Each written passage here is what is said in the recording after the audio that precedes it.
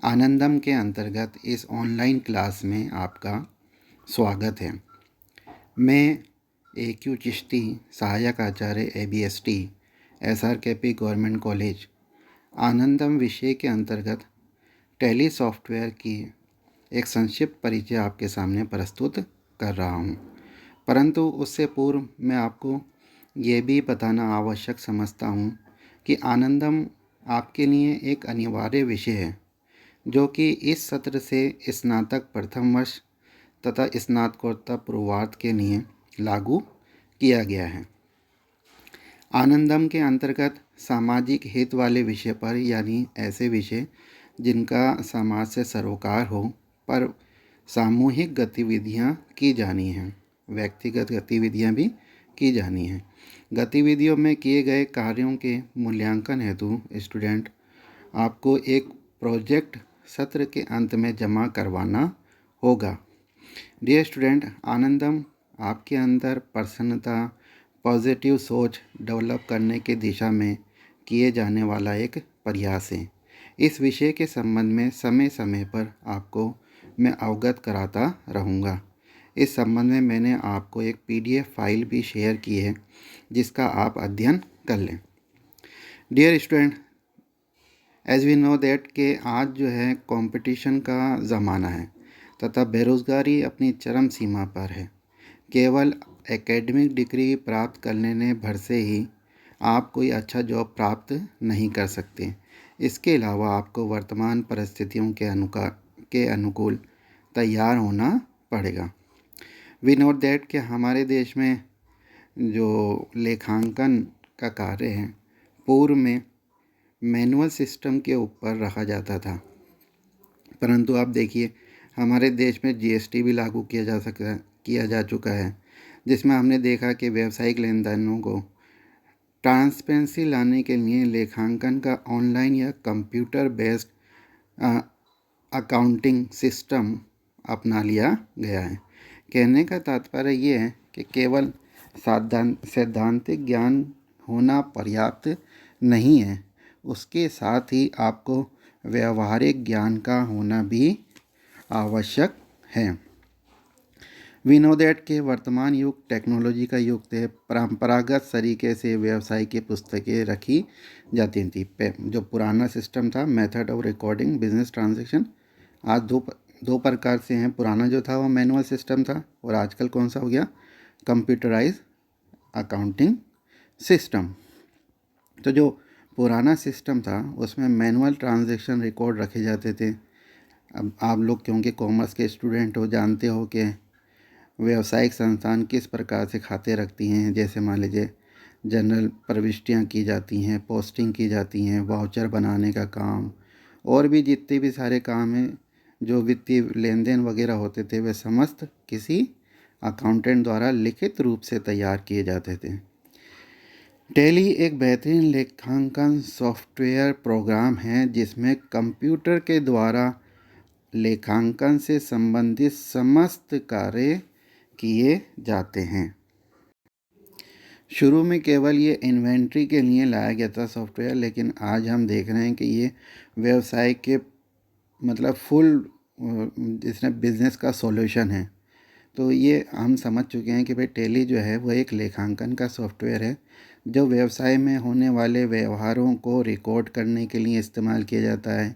ये व्यवहार स्टॉक, विक्रय, क्रय, वेतन, आय व्यय के अन्य लेन देन हो सकते हैं। वित्तीय व्यवहारों को रिकॉर्ड करने के साथ ही इस सॉफ्टवेयर के इस्तेमाल से व्यवसाय या कंपनी के खाते तुरंत ही तैयार हो जाते हैं।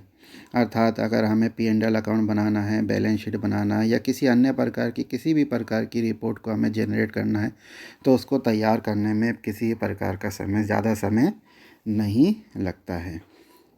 अब हम इसकी हिस्ट्री के बारे में बात करें टैली की, तो के जो शुरू में है जो टैली, वो एक आज के ज़माने के हिसाब से देखें तो टैली एक inventory management and business accounting software है, जिसका कि जन्मदाता श्याम सुंदर गोयनका है।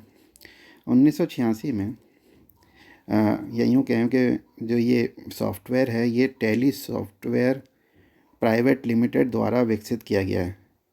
इस सॉफ्टवेयर के जन्मदाता श्याम सुंदर गोयनका थे 1986 में। वो वैसे देखा जाए, उनका बैकग्राउंड देखा जाए तो वो एक मारवाड़ी परिवार से थे और टेक्सटाइल मशीनरी बिजनेस को चलाया करते थे। व्यवसाय को सुविधाजनक तरीके से मेंटेन करने के लिए उन्होंने अपने बेटे भरत गोयनका, जो कि गणित से स्नातक थे, सॉफ्टवेयर बनाने के लिए प्रेरित किया। उन्होंने शुरू में जो पुरानी कंपनी, जैसे कि इसमें आप देख रहे हैं पेट्रोनिक्स फाइनेंशियल अकाउंट नाम का एक सॉफ्टवेयर तैयार किया। और ये सॉफ्टवेयर क्योंकि उस टाइम विंडो तो आया नहीं था, तो डॉस के ऊपर आधारित था। उन्होंने इसी का नाम इसी कंपनी के ऊपर इस्टेब्लिश किया। बाद में इस कंपनी का नाम 1999 में बदल के टेली सॉल्यूशन प्राइवेट लिमिटेड हो गया, जिसका कि मुख्यालय बेंगलोर में है।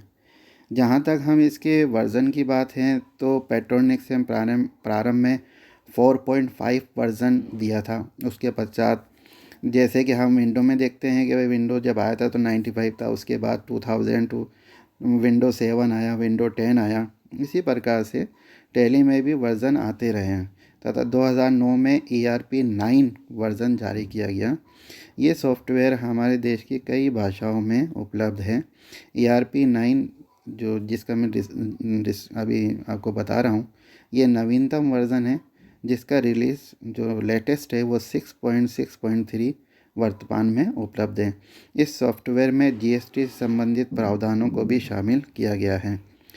1990 से वर्तमान तक जारी किए गए संस्करणों में नवीनतम सुविधाएं उपलब्ध कराई गई हैं। ये तो इसकी हिस्ट्री और वर्ज़न की बात हो गई। अब ये हम समझ चुके हैं टैली जो है वो बिज़नेस का फुल सॉल्यूशन है। तो टैली के अंतर्गत जो कार्य किए जाते हैं उनको भी वैसे तो अब मैंने आपको बताया गया, टैली में अकाउंटिंग और इन्वेंट्री से संबंधित सारे कार्य किए जाते हैं, लेकिन फिर भी जो मेन फंक्शन इसके द्वारा किए जाते हैं उसमें क्रिएट कंपनी है, maintaining business record and information and inventory है, क्रिएट वाउचर्स, मेक ऑर्डर वगैरह के काम किए जाते हैं। इसी तरीके से इंटीग्रेटेड पेरोल्स मैनेजमेंट सिस्टम के काम किए जाते हैं, बजट का प्रिपरेशन किया जाता है और अंत में जो भी हमारे फाइनेंशियल स्टेटमेंट हैं उसके बारे में भी काम किया जाता है। तो इट इज़ क्लियर कि हम देखें तो अकाउंटिंग से संबंधित समस्त व्यवहार, जितने भी व्यवहार हैं वो इस सॉफ्टवेयर के द्वारा किए जाते हैं। मुख्य रूप से उनका वर्णन जो मैंने अभी आपको बताया है, ये चीज़ें सर्वप्रथम टैली में कंपनी को क्रिएट किया जाता है, उससे व्यवसाय के सभी व्यवहारों को दर्ज किया जाता है। इन्वेंट्री से संबंधित सूचनाओं का भी बिल्कुल अपडेट रखा जाता है। दिन प्रतिदिन के जो व्यवसाय के ऑर्डर हैं, वाउचर आदि हैं, उनको बनाए जाते हैं। टैली में इंद्रास किए गए व्यवहार का अन्य स्थानों पर ऑटोमेटिक एंट्री हो जाने के कारण रिपोर्ट व बजट बनाना तक भी बहुत आसान हो जाता है। इसके अलावा टैली सॉफ्टवेयर के से अंतिम विवरण अर्थात बैलेंस शीट और P&L खाता भी तुरंत तैयार हो जाता है। टैली सॉफ्टवेयर में मेन मेनू में मास्टर में इन्वेंट्री एंड अकाउंटिंग ट्रांजैक्शन में अकाउंटिंग व इन्वेंट्री वाउचर तैयार करना, ऑर्डर करना, यूटिलिटी में बैंकिंग की सुविधा है, डेटा में इंपोर्ट करना तथा रिपोर्ट आदि सेक्शन में वित्तीय विवरणों से संबंधित सूचनाएं उपलब्ध होती हैं।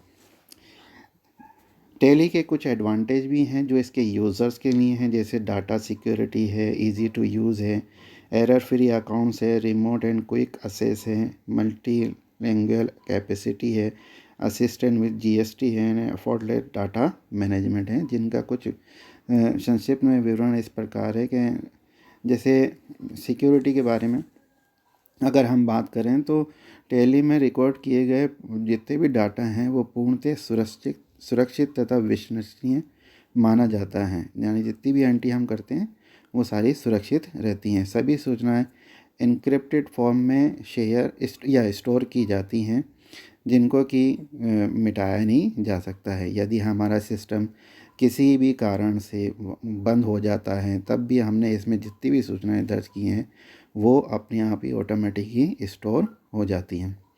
टैली का इस्तेमाल करने पर इस्तेमाल बहुत ही आसान है। हालांकि आप लोग कॉमर्स के स्टूडेंट हो, अकाउंटिंग के बारे में आपको ज्ञान होता ही है, जिससे कि इस सॉफ्टवेयर का इस्तेमाल करना या सीखना बहुत जल्दी ही आप लोग सीख जाते हो।